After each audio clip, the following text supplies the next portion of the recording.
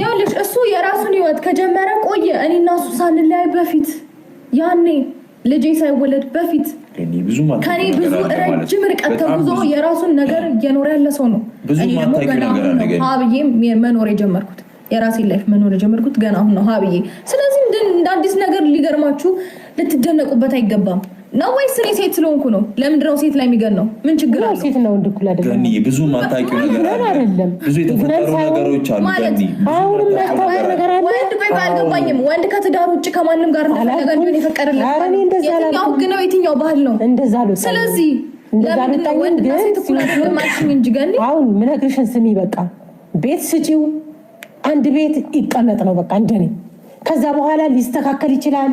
አጠገብሽ ሲሆን ምናልባት ፍቅር የልጁን ፍቅር የራሱን ፍቅር ሊኖረው ይችላል። ከራሱ ልጅ ጋር ማለት ከልጁ ጋር እንደፈለገ መሆን ይችላል፣ እንደፈለገ ታይም ማሳለፍ ይችላል ምናምን። ከእኔ ግን የራሱ ጀምር ያለው ወይ ኋላ መመለስ አልችልም።